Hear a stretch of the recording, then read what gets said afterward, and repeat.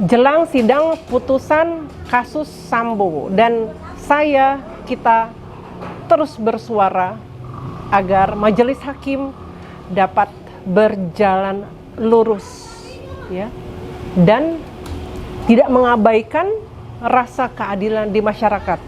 Khusus untuk Sambo dan Putri, saya mengharapkan mereka jangan sampai dihukum ringan. Ada upaya-upaya untuk meringankan dari yang seharusnya. Nah, ini ada analisa yang bagus dari seorang dosen di Thailand bernama Anjas Asmara. Apa yang diungkapkan oleh Mas Anjas itu sesuai sekali dengan dugaan saya di awal beberapa bulan lalu. Analisa saya bilang inilah penyebabnya. Putri dan Sambo lah yang memicu dan melakukan semuanya ini. Ya. Kita dengarkan. Jadi ini adalah salah satu sumber istimewaku yang ada beberapa foto dikirimkan tapi tidak bisa aku tayangkan. Jadi sumber istimewa ini bilang bahwa pernah ada suatu kejadian pada saat ada acara di Polri, ya, dugaannya seperti itu. PC dan FS itu terjadi keributan besar. Nah, keributan besar ini ngebuat panitia tuh bingung karena serba salah gitu kan ya. Nah, keributan ini tuh karena adalah orang kedua, orang ketiga, orang kedua, orang keempat, nggak tahu lah.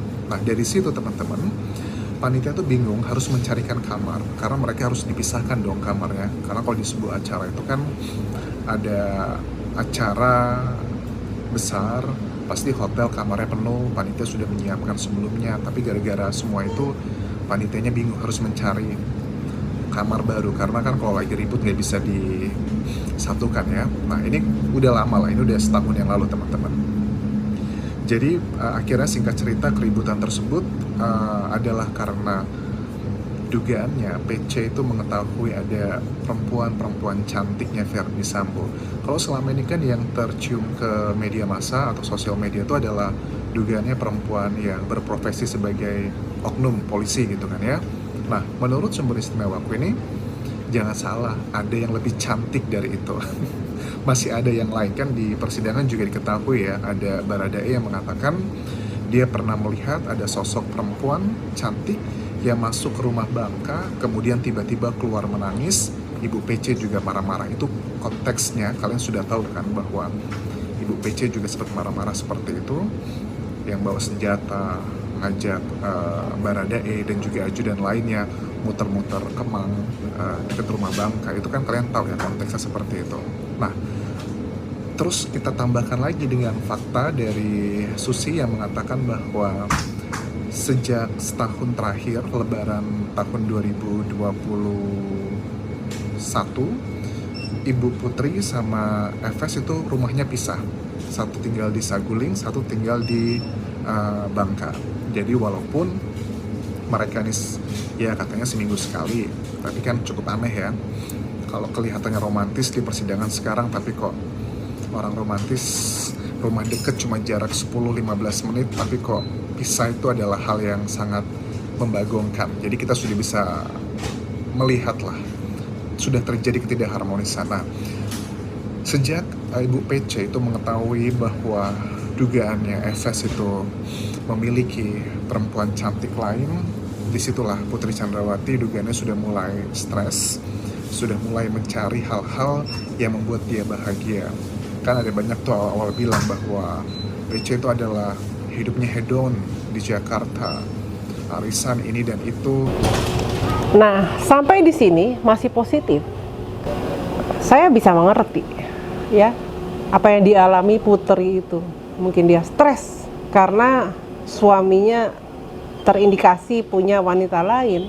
Nah, ini kan bisa dilampiaskan ya, atau mencari rilis dengan bergaul, networking, ya. Kita lanjut. Jarang ikutan Ibu Bayangkara, katanya seperti Bayangkari, katanya seperti itu. Well, itu kan isu-isu yang sudah kita bahas lama-lama ya.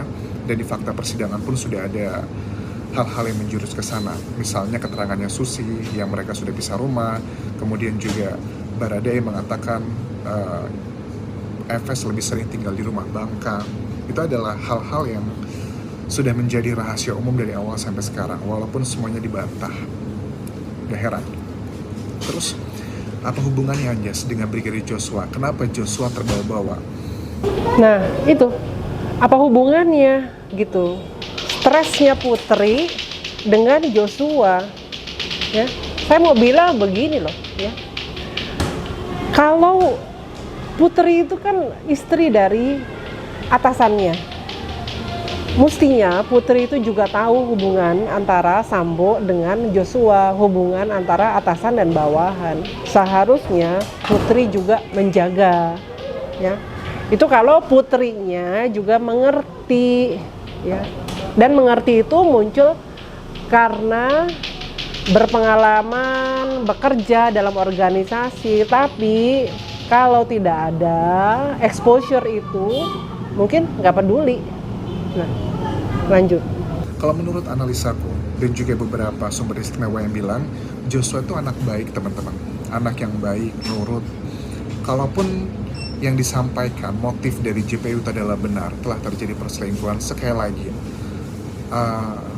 empatiku masih tetap kepada Joshua, karena pada saat kita menjalin hubungan tetapi kita itu tidak mencintai orang yang kita jalin hubungan, terus juga kita merasa karena nggak enak, karena relasi kuasa, itu udah tersiksa banget loh teman-teman. Setuju, saya setuju dengan Anjas. Kalaupun ya, ini kalaupun ya Joshua ada terlibat hubungan dengan Putri, saya masih tetap empati kepada Joshua. Karena kenapa? Saya yakin hubungan itu kayak terpaksa atau kayak nggak enak gitu. Jadi bukan natural ya, terhadap lawan jenis ada ketertarikan. Pasti karena terpaksa. Ya kalian bisa rasakan lah bagaimana kalau kita nikah dijodohin aja, itu bisa stresnya luar biasa, apalagi kalau hal seperti ini. Iya, itu benar. Bukannya stres, ya, bukannya stres lagi, tapi mungkin geli gitu. Kalau kita terpaksa ada berhubungan dengan orang yang sebenarnya kita juga setengah-setengah, pasti geli. Dan saya cuma kebayang aja ya, pria seumur Joshua itu, terus kayak terpaksa harus memberikan perhatian ya secara personal kepada Putri. Saya kalau jadi Joshua kayaknya geli gitu loh, ya kan? Nah, jadi relasi kuasa itu adalah kasihan untuk Brigadir Joshua. Dugaannya Joshua itu hanya dimanfaatkan sama Putri Chandrawati ya untuk melampiaskan rasa kesepian dia, kekesalan dia. Iya, itu yang saya duga dari awal. Karena saya ini kan sebenarnya seumur dengan Putri. Saya bisa duga apa yang ada di dalam dirinya Putri gitu. Jadi dia kesepian ya, lalu ngelihat ini di depan mata ada berondong ganteng, terus dia goda-godain deh ya. So disgusting gitu. Saya tidak menyalahkan perilaku itu, bisa aja terjadi. Tapi if I were Putri, itu saya tidak akan ke Joshua gitu. Ya, kenapa? Pertama, kalau saya pribadi sih, saya nggak suka berondong ya, gitu. Kedua, Joshua ini kan bawahan dari suaminya, ya. Masa sih gitu loh kita ganggu-gangguin, ya. Kalaupun kita mau cari pelampiasan ya cari di tempat lain ya, carilah circle lain gitu, jangan ke Joshua. Kita ini kan pernah ya jadi junior dalam organisasi, jadi kita empati dengan junior kalau perkembangan ya, kelancaran pekerjaannya itu terganggu. Nah, kalau Putri itu ada nggak rasa empati sama Joshua bahwa apa yang dia lakukan itu bisa merusak karirnya Joshua masa depan. Itu ciri-ciri wanita yang nggak pernah susah, nggak ngalamin susahnya di organisasi. Segala-galanya serba gampang, udah disediain ya di depan mata, tinggal makan, tinggal sikat gitu. Hal ini yang sangat ya membuat masyarakat umum itu marah. Logika inilah ya yang akhirnya kita dari awal itu sudah tahu ini di Putri nih gara-garanya, karena dia kesepian gitu. Lalu apa yang ada di depan mata Joshua dia kotak-atik deh, nggak sopan Putri. Kalaupun mau cari tempat lain ya, cari yang nggak ada resikonya terhadap pekerjaan suami.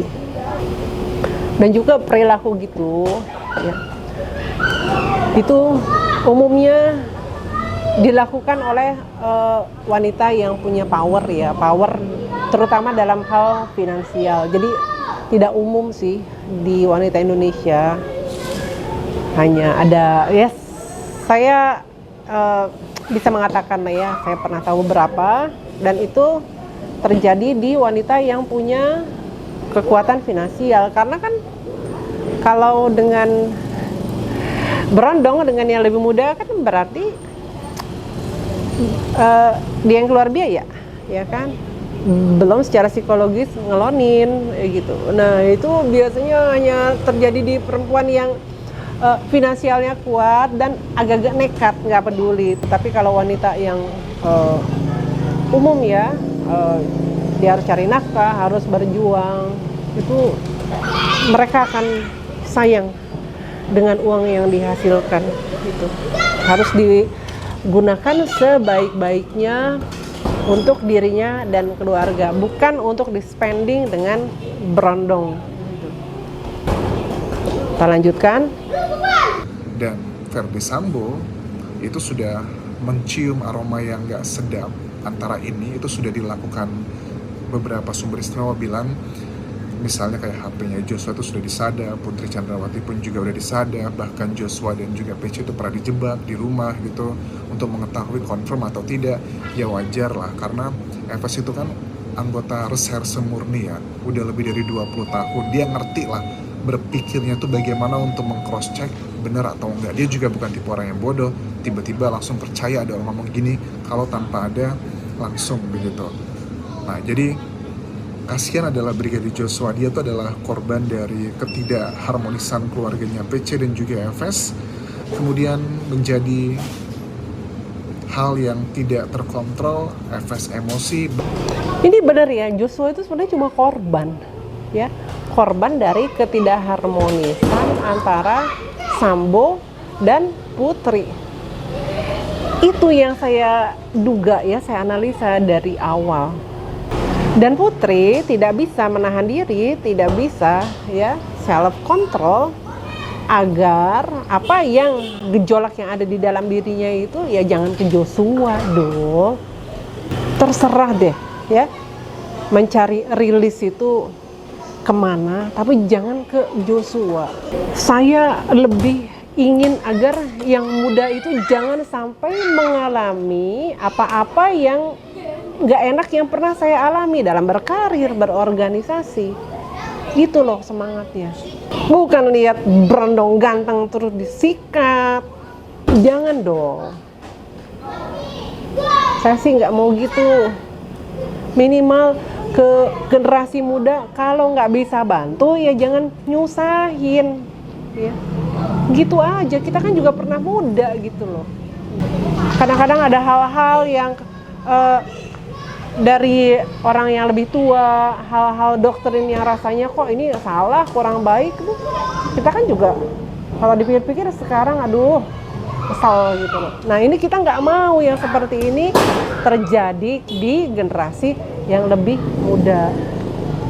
Nah sekarang kan jelas ya apa yang memicu penembakan Joshua, terlepas dari adanya dugaan mengenai praktek-praktek di internal kepolisian, tapi khusus di kasus penembakan Joshua itu, ya, putri pemicunya, Sambo ini adalah intelektual dadar, dia adalah otak intelektualnya, sehingga mereka berdua lah yang, ya, jangan sampai diberikan keringanan karena adanya gerakan-gerakan untuk menyelamatkan Sambo.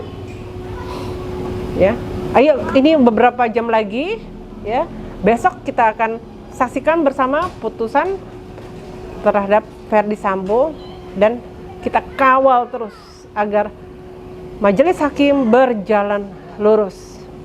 Terima kasih.